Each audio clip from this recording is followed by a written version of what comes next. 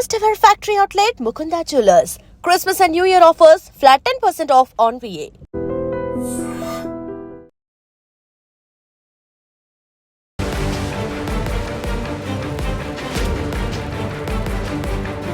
నమస్కారం, welcome to iDream media. నేను మీ సంగీత. భార్యాభర్తల విషయంలో చాలా వరకు కేసులలో విడాకుల కోసం వెళ్ళేటప్పుడు లేనిపోనివన్నీ కూడా ఇద్దరు ఆరోపణలు చేసుకుంటూ ఉంటారు కదా. రీసెంట్గా సుప్రీంకోర్టు ఒక జంట విషయంలో కీలకమైన తీర్పును వెలువరచడం జరిగింది. అదేంటంటే ఎవరైతే అమ్మాయి ఉందో వాళ్ళిద్దరికి కూడా పెళ్ళైపోయిన తర్వాత 3 సంవత్సరాల తర్వాత ఒక బాబు పుట్టిన తర్వాత గొడవలు రావడం జరిగింది. వచ్చిన వెంటనే ఇంకా ఆడవాళ్ళు ఏం చేస్తారు, అబ్బాయిలను టార్చర్ చేయాలి అన్నా, అబ్బాయిలను ఇబ్బంది పెట్టాలన్నా, అందులో నిజమున్నా నిజం లేకపోయినా సరే ప్రధానంగా 498A DVC మెయింటెనెన్స్ ఈ కేసులన్నీ కూడా ఫైల్ చేయడం అనేది మనం కామన్గా ఫ్యామిలీ మ్యాటర్స్ విషయాలలో చూస్తూ ఉంటాం. అలాంటిదే కేసు ఇది ఫైల్ అయ్యింది. ఫైల్ అయిన తర్వాత లోయర్ కోర్టులో ఈ కేసులు పెట్టిన తర్వాత భర్త ఏం చేశాడు అంటే తెలంగాణ హైకోర్టులో క్వాష్ పిటిషన్ వేసుకోవడం జరిగింది. నా భార్య ఏదైతే ఆరోపణలు చేస్తూ నేను హింసిస్తున్నాను అని చెప్పేసి కేసులు ఫైల్ చేసిందో అవన్నీ వాస్తవం కాదు, వాటిని కొట్టివేయాలి అని చెప్పేసి క్వాష్ పిటిషన్ వేసుకున్నారు. వేసుకున్న తర్వాత దాన్ని హైకోర్టు పరిశీలించిన తర్వాత భార్యకు ఫేవర్గానే అక్కడ చెప్పడం జరిగింది, దీన్ని కొట్టివేయడం కుదరదు, ఎందుకంటే ఆల్రెడీ ఈవిడ చెప్పింది కాబట్టి అని చెప్పేసి. అంటే అందులో కొన్ని పాయింట్స్ మెన్షన్ చేశాడు. ఏది అనంటే, నేను ఎప్పుడైతే సంపాదించిన తర్వాత అంటే ఆ లెక్కలను అడిగితే అది క్యూరాలిటీ కింద వస్తుంది, నన్ను హింసిస్తున్నాడు అని చెప్పేసి అందులో పెట్టడం జరిగింది. అది వాస్తవం కాదు. దాంతోపాటు నా తల్లిదండ్రులకు నేను ఏదైతే డబ్బులు ఇస్తున్నానో వాటి విషయంలో కూడా నన్ను హింసిస్తుంది తప్పించి నేనేమి హింసించట్లేదు అని చెప్పేసి అతను చెప్పినా కూడా కోర్టు కొంచెం అమ్మాయికి విషయంలోనే తీర్పును కొంచెం ఫేవర్గా ఇచ్చింది. ఇచ్చిన తర్వాత ఇతను ఏం చేశాడు, ఇంకా హైకోర్టు నుంచి సుప్రీంకోర్టులో పిటిషన్ దాఖలు చేశాడు.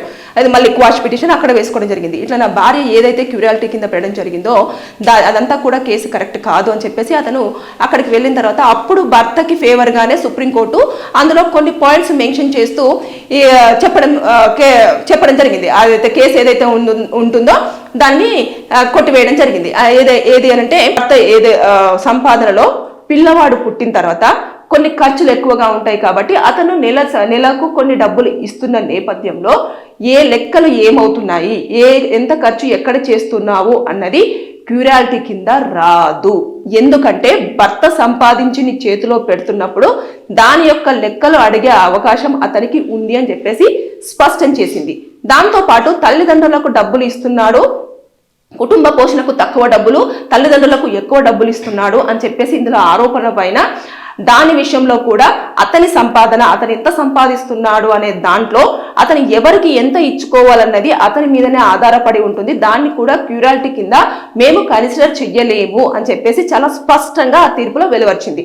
ఇకపోతే ఏదైతే ఉందో ఈ రెగ్యులర్గా జరిగే గొడవలు ఇవి, అంటే నువ్వు నన్ను ఇలా చూసుకుంటున్నావు, ఇలా చేస్తున్నావు, నువ్వు నన్ను హింసిస్తున్నావు, నన్ను కొడుతున్నావు, నన్ను తిడుతున్నావు, నన్ను మానసికంగా వేదగా గురి చేస్తున్నావు, ఇవన్నీ కూడా భార్యాభర్తల ఇష్యూలో ఉండే కామన్ థింగ్సే. కాబట్టి ఈ రెగ్యులర్గా జరిగే గొడవల కింద వీటిని కన్సిడర్ చేస్తూ ఇది క్యూరాలిటీ కింద మేము కన్సిడర్ చేయలేము అని చెప్పేసి ఏదైతే కేసులు ఫైల్ చేసిందో వాటిని కొట్టివేస్తూ భర్తకు ఫేవర్గా తీర్పుని ఇక్కడ ఇవ్వడం జరిగింది. అంటే ఓవరాల్గా చూసుకుంటే ఇక్కడ ఎవరు లాస్ అయినట్టు, ఆ అమ్మాయే లాస్ అయినట్టు.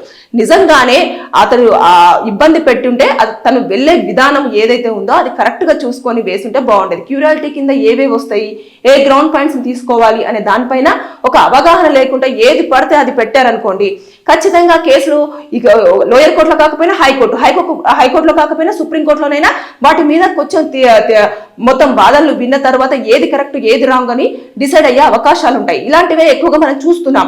బేసిక్ గా పెళ్ళైన కొన్ని రోజుల్లోనే విడాకుల కోసం రావడం అనేది ఈ మధ్య కాలంలో చూస్తూనే ఉన్నాము, మనము వింటూనే ఉన్నాం. ఇంకా అయితే కోర్టులోనైతే కోకొల్లల కేసులు అయితే విడాకుల కోసం పెళ్ళైన 2 రోజులకే 3 రోజులకే నెల రోజుల్లోనే పెద్ద పెద్దగా కారణాలు కూడా ఏముండవు, చిన్న చిన్న రీజన్స్ వల్లనే విడాకుల కోసం అనేది రావడం జరుగుతుంది. వాటిని అందులో ఎంతవరకు నిజం ఉంది, ఎంతవరకు అసలు అవాస్తవం ఉంది అని చెప్పేసి అనేది పూర్తి స్థాయిలో తెలియకుండానే కేసులు పెట్టేస్తే మాకు న్యాయం జరుగుతుంది అని చెప్పేసి వస్తారు. కానీ వారు కేసు పెట్టినప్పుడు ఎంత స్ట్రాంగ్ గా ఉంటుందో దాని తరువాత ఎవిడెన్సెస్ సబ్మిట్ చేసేటప్పుడు వాళ్ళకు చుక్కలు కనిపిస్తాయి. ఎందుకు అనంటే బోత్ పార్టీస్ కి సంబంధించిన అడ్వకేట్స్ కూడా ఇప్పుడు ఒకటి ఆరోపణ ఎదుర్కొంటున్న వ్యక్తి నాకు ఇది కాదు, నాకు ఇది కావాలి, నేను సబ్మిట్ చేస్తాను అన్నప్పుడు వీళ్ళు దానికి రెస్పాండ్ అవ్వాలి. అదే విధంగా అపోజిట్ పార్టీ వాళ్ళు ఎవరైతే ఉంటారో క్లయింట్స్ వాళ్ళు కూడా రెస్పాండ్ అవుతూ వీరు అడిగినవి వీళ్ళు సబ్మిట్ చేయాలి. అదే విధంగా భర్త తరపున భార్య తరపున భర్త ఎవరైతే అడ్వకేట్స్ ఉంటారో వారందరూ కూడా ఖచ్చితంగా ఎవిడెన్సెస్ అన్ని సబ్మిట్ చేస్తూ చాలా క్లియర్ ఎవిడెన్సెస్ తో ఎవరైతే ఉంటారో వారి పరంగానే న్యాయం జరుగుతుంది. కోర్టు చూసేది ఎవిడెన్సెస్ మాత్రమే. ఇక్కడ తప్పు ఆరోపణలతో కానివ్వండి, తప్పుడు సమాచారంతో కానివ్వండి కేసులు పెట్టారా, అక్కడికి వచ్చిన తర్వాత ఏదో ఒక కోర్టులో ఖచ్చితంగా కేసు అనేది ఫాల్స్ కేసు అని చెప్పేసి కొట్టివేస్తూ అనవసరంగా తీర్పు వెలువరచడం అనేది జరుగుతుంది. సుప్రీంకోర్టులో జరిగింది కూడా అదే. క్యూరాలిటీ కింద ఏదైతే ఉంటుందో భర్త ఇచ్చిన డబ్బులను అడిగే అర్హత తనకు లేదు, అది నన్ను మానసికంగా ఇబ్బంది పెడుతుంది అనేది క్యూరాలిటీ కింద రాదు అని చెప్పేసి స్పష్టం చేయడంతో పాటు అతని యొక్క సంపాదన తల్లిదండ్రులకు ఎంత ఇస్తాడు అనేది కూడా క్వశ్చన్ చేయకూడదు అని చెప్పేసి స్పష్టం చేసింది. ఇక్కడ ఎవరు నష్టపోయినట్టు? వైఫే నష్టపోయినట్టు. కాబట్టి ఎప్పుడైనా సరే కేసుల విషయంలో జాగ్రత్తలు తీసుకోవాలి. మీరు విడిపోవాలి అనుకున్నప్పుడు కూర్చొని మాట్లాడుకొని మొత్తం పూర్తి స్థాయిలో క్లియర్ చేసుకుంటే బెటర్. కోర్టుకు వచ్చిన తర్వాత అనవసరంగా ఇక ఇలాంటివి చేసినారనుకోండి కోర్టు టైం వృధా అవడంతో పాటు అదే విధంగా జడ్జి గారి టైము, కొన్ని కేసులన్నీ కూడా చాలా ఇంపార్టెంట్ కేసులు కూడా ఉంటాయి, వాటి యొక్క టైం కూడా డిలే అవ్వడము ఇలాంటివన్నీ చోటు చేసుకుంటాయి. కాబట్టి అనవసరంగా వారిపైన ఫైన్ విధించడము లేదంటే జైలుకు కూడా ఒక 7 రోజుల పాటు పంపించే అవకాశాలు ఉంటాయి. అంటే తప్పుడు సమాచారం అందించారు, ఈ టైం అంతా వేస్ట్ చేశారు అన్న కారణంగా కూడా ఉండే అవకాశాలు ఉంటాయి. ఇవన్నీ బేస్ చేసుకొని కొన్ని తీర్పులు వెలువరచడం అనేది ఈ మధ్య కాలంలో జరుగుతుంది. కోర్టులు కూడా జడ్జెస్ కూడా చాలా వరకు ఒక కేసును చాలా క్షుణ్ణంగా పరిశీలించడం జరుగుతుంది. ఏది నిజము ఏది నిజం కాదు అనేది కూడా వారు ఈ కేసులన్నీ కూడా చాలా వరకు చూస్తూ ఉంటే డివోర్స్ కేసులలో 498 కేసులు అయితే చాలా వరకు ఫాల్స్ కేసులు అని చెప్పేసి కోర్టులో హియరింగ్ వచ్చిన తర్వాత తెలుస్తున్నాయి. ఒక 1 year 2 years పోయిన తర్వాత.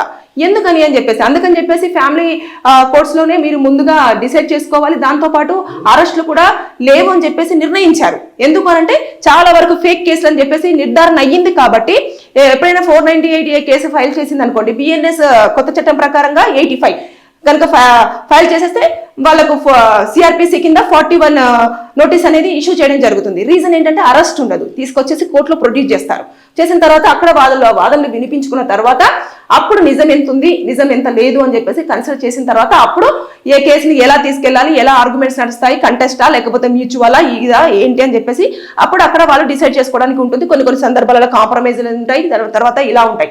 కాబట్టి సుప్రీంకోర్టు దగ్గరికి వెళ్ళిన తర్వాత ఆ వ్యక్తికి ఎంత న్యాయం జరిగిందో కొంతమంది ఇలాగే కూడా అన్యాయంగా లేనిపోనివన్నీ కూడా ఆరోపణలు చేస్తూ భర్తల పైన కానివ్వండి, భార్యల పైన కానివ్వండి కేసులు ఫైల్ చేస్తున్న వారు ఇక మీదట ఆలోచించి కేసులు ఫైల్ చేసేటప్పుడు మీరు నిర్ణయం సరిగ్గా తీసుకుంటున్నారా లేదా, అసలు ఉన్నవే పెడుతున్నారా లేదంటే లేనివి కల్పించి పెడుతున్నారా అంటే కోర్టుకు వచ్చిన తర్వాత ఒకవేళ అవి కల్పితాలు అని చెప్పేసి తెలిస్తే అనవసరంగా మీరే పనిష్మెంట్ పడే అవకాశాలు ఉంటాయి. కాబట్టి బీ అలర్ట్ గా ఉండండి, బీ కేర్ఫుల్ గా ఉండండి.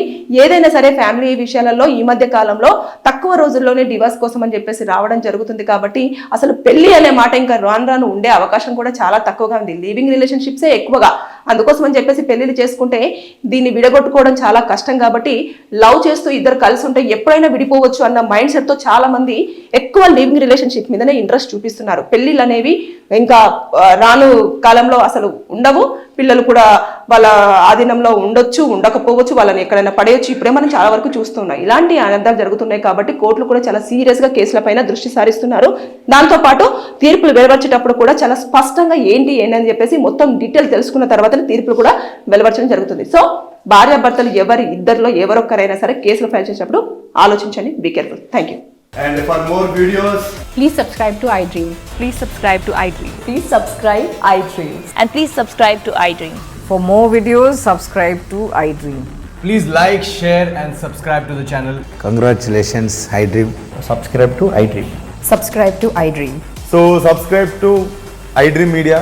iDream की iDream team अंदर की huge congratulations. Please subscribe iDream Media. Please subscribe to iDream. Subscribe iDream. Please subscribe to iDream. iDream అంటే నా కళల ఛానల్ను సబ్స్క్రైబ్ చేసుకున్న నోరు తిరుగుతలేదు. మీరైతే గంట గుర్తు కొట్టండి. For more such videos, please subscribe to iDream. Subscribe to iDream. Please subscribe to iDream. Please subscribe iDream Media. Please do subscribe to iDream. Please subscribe to iDream Media. For best entertainment and information, please subscribe iDream. And don't forget to subscribe to iDream.